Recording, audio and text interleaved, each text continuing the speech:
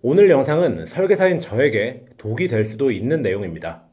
하지만 여러분들께는 큰 도움이 될 내용이기 때문에 이렇게 촬영을 하게 되었는데요. 바로 보험을 많이 가입할 필요가 없다는 얘기고 그 이유를 말씀드려 볼까 합니다.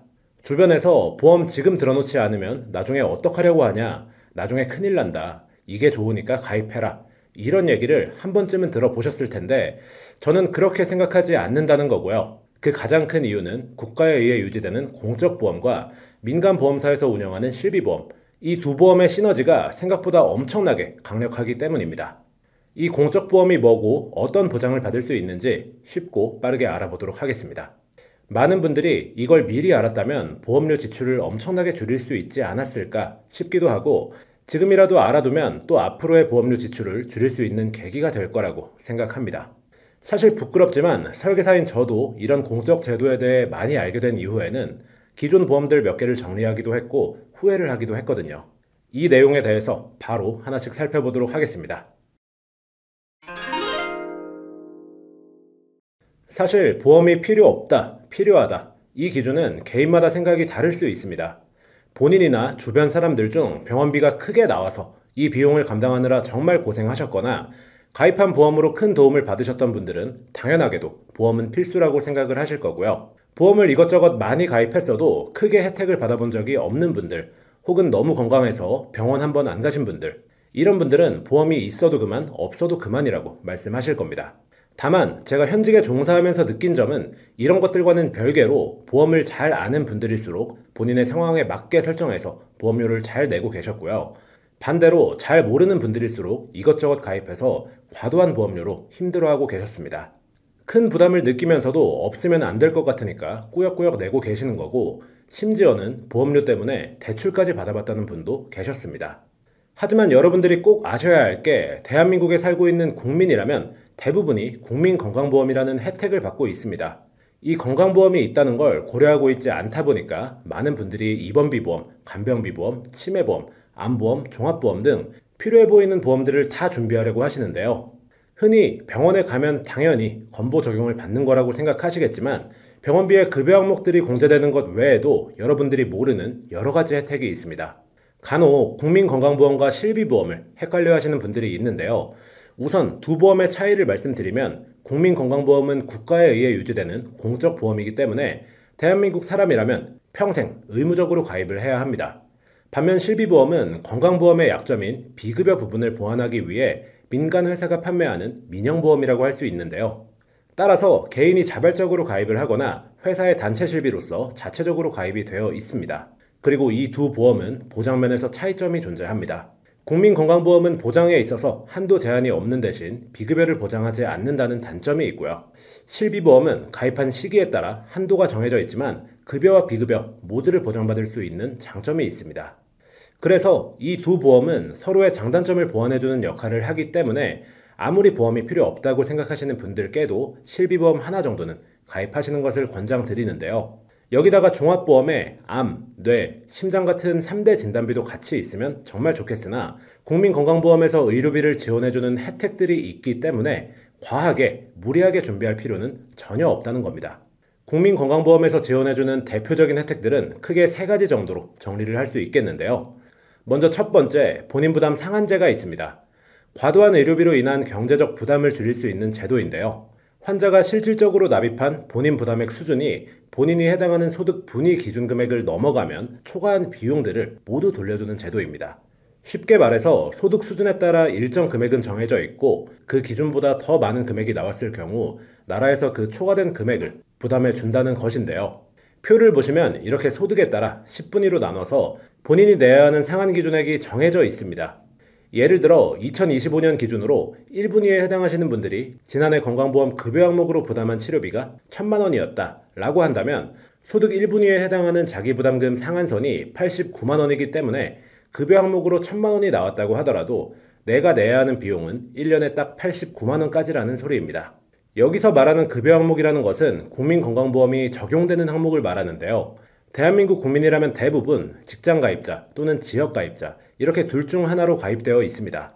질병이나 상해로 인해 발생한 고액의 진료비로 환자에게 과도한 부담이 되는 상황을 방지하기 위해서 국민건강보험공단에서 건강보험료를 관리 및 운영하다가 필요한 사람에게 보험급여를 사용할 수 있게 하여 위험을 분담하고 필요한 의료 서비스를 받을 수 있도록 하는 사회보장 제도다 라고 할 수 있고요. 그러니까 쉽게 말해서 급여 항목이라는 것은 국민건강보험공단에서 의료비 지원이 되는 항목들, 이렇게 생각해 주시면 될 것 같습니다. 즉 1,000만 원 중 911만 원은 건강보험공단에서 전부 부담해주고 나머지의 내 소득분위 기준인 89만 원만 내면 된다. 그리고 이 이상 비용이 아무리 많이 발생한다고 하더라도 내가 해당하는 상한액을 초과한다면 초과분에 대해서 역시 지원을 해준다 라고 보시면 되는데요. 여기에 한 가지 더, 질병으로 한 병원만 가는 게 아니라 자잘하게 이곳저곳이 아파 여러 곳의 병원을 다닐 수도 있겠죠. 이런 경우에도 역시 1년 동안 병원비 지출한 총 금액을 계산하여 초과한 금액에 대해서 보장을 받을 수 있습니다. 그래서 내가 1년 동안 병원을 좀 많이 다녔다 하시는 분들께서는 내가 돌려받는 환급금이 있는지 반드시 확인해 보시고 환급금이 있다면 건강보험공단에 신청하는 것이 좋겠습니다. 신청하시는 방법은 국민건강보험공단 홈페이지에 들어가셔서 환급금 조회 신청을 누르고 조회하시거나 건강보험 어플을 스마트폰으로 다운받아서 상단에 있는 민원 여기요를 누르고 조회해 보셔도 좋고요. 조회한 후에 신청 역시 어플로 가능합니다. 만약 컴퓨터나 핸드폰을 잘 못 만지셔서 하는 게 좀 어렵다 하시는 분들은 건강보험 고객센터가 1577-1000번이니까요. 전화하셔서 본인 부담 상한액 환급금이 있는지 알고 싶다고 말씀해 주시면 친절하게 안내해 주실 겁니다. 두 번째는 재난적 의료비 지원 사업이 있습니다. 이 부분은 작년 2024년부터 지원이 확대되면서 많은 분들이 혜택을 받을 수 있게 변경이 되었는데요. 이렇게 혜택받을 수 있음에도 불구하고 모르고 지나가는 경우도 상당히 많습니다. 이 제도는 과도한 의료비 지출로 인해 경제적인 어려움을 겪고 계신 국민들에게 건강보험이 보장하지 않는 부분들의 의료비를 일부 지원하는 제도로서 내 소득 수준 대비 재난적으로 큰 의료비가 발생했을 때 해당 의료비의 일부를 지원해줍니다. 여기서는 앞에서 말씀드린 본인 부담 상한제 적용이 안 되는 항목에 대해서도 지원을 해주는데요. 과거에는 연소득의 15%가 넘는 의료비가 발생했을 때 지원을 받을 수 있었지만 현재는 이 부분이 완화돼서 연소득의 10%가 넘는 의료비가 발생했다 하더라도 재난적 의료비 지원 혜택을 받을 수 있습니다. 예를 들어 연소득이 2천만 원이라고 했을 때 10% 금액인 200만 원을 초과하는 의료비가 발생한다면 지원받을 수 있는 거죠. 과세 표준액 또한 5억 4천만 원에서 7억 원 이하로 완화가 됐고 기존에는 입원에 대해서만 모든 질병을 포함해줬고 외래는 중증 질환에 대해서만 지원을 해줬지만 올해부터 입원과 외래를 구분하지 않고 모든 질환에 대해서 지원해주고 있습니다. 지원금 한도 역시 작년부터는 연간 3천만 원 한도에서 연간 5천만 원 한도로 확대됐으니까요. 이런 혜택이 있는지 모르고 그냥 지나치지 마시고 꼭 기억하고 계셨다가 혜택 받으시길 바라겠습니다. 지원 대상을 보면 기초생활수급자, 차상위 계층인 분들은 본인 부담 의료비가 총 80만 원을 초과했을 경우 의료비의 80%를 지원받고요. 중위소득 50% 이하인 분들은 1인 가구 기준 120만 원을 초과했을 때, 2인 가구 기준 160만 원을 초과했을 때 의료비의 70%까지 지원받을 수 있습니다. 중위소득 50% 초과, 100% 이하인 분들은 본인 부담 의료비 총액이 연소득 10%가 초과되었을 때 의료비의 60%를 지원받을 수 있고요. 중위소득 100% 초과, 200% 이하인 분들은 개별 심사를 받으셔야 하고 통과된다면 의료비의 50%까지 지원받을 수 있습니다.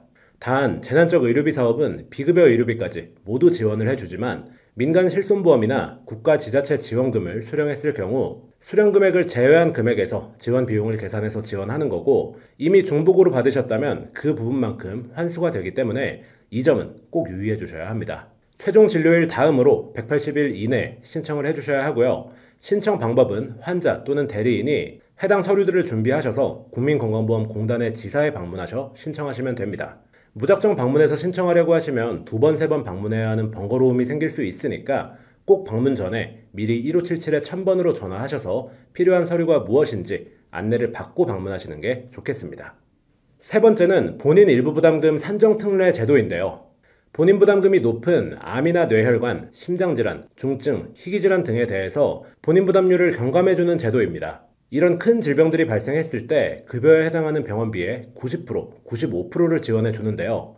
특히 3대 질병이라고 불리는 암, 뇌, 심장질환에 대해 최대 95%까지 지원해 주기 때문에 민간보험이 아예 없는 분들께도 보험이 없어도 괜찮다라고 말씀드릴 수 있을 정도인데요. 암으로 예를 들었을 때 산정특례에 적용이 되면 등록된 날로부터 5년간 혜택을 받을 수 있고 특례 기간인 5년 종료 시점이 되더라도 잔존암이나 전이가 있거나 재발이 확인되어 항암 치료나 항암제 치료를 계속 받아야 한다면 재등록하여 다시 5년간 연장이 가능합니다.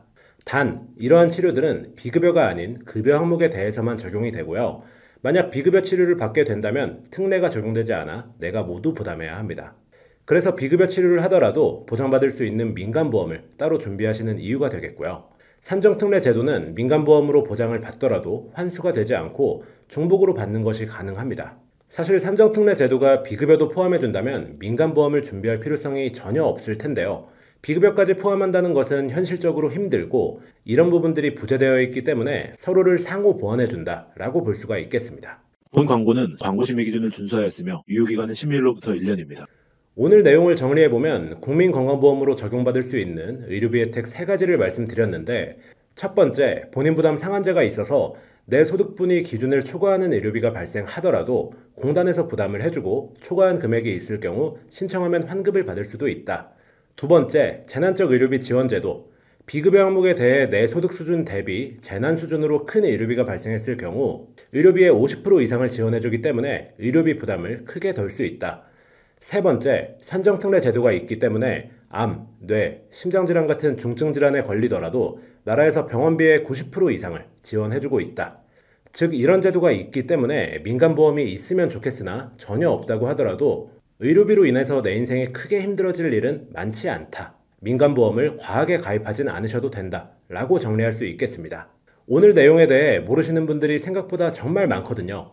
주변에 보험이 몇 개 없으시거나 노후 대비가 좀 되지 않아서 걱정이 많으신 분들, 이런 분들께 오늘 영상을 공유해 주시면 정말 많은 도움이 될 거라고 생각합니다.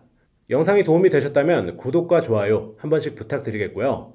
앞으로도 유용한 정보를 받아보고 싶으시다면 알림 설정까지 눌러주시면 되겠습니다. 그럼 저는 다음 시간에 더 좋은 내용, 더 유익한 영상을 가지고 돌아오도록 하겠습니다. 감사합니다. 본 광고는 광고심의 기준을 준수하였으며 유효기간은 10일로부터 1년입니다.